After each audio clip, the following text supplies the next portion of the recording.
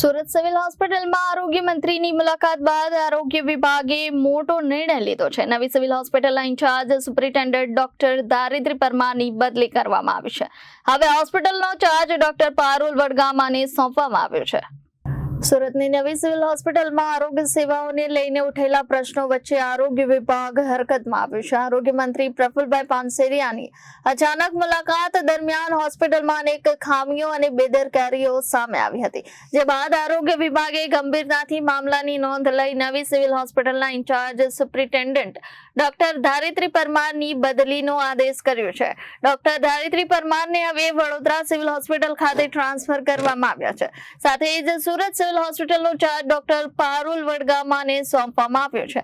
આરોગ્ય વિભાગના નિર્ણય બાદ હોસ્પિટલ તંત્રમાં ખળભળાટ મચી ગયો છે. હવે નવી જવાબદારી સાથે હોસ્પિટલની કામગીરીમાં સુધારો થાય છે કે નહીં તે જોવું મહત્વનું રહેશે. Bureau report Janadesh news, Surat.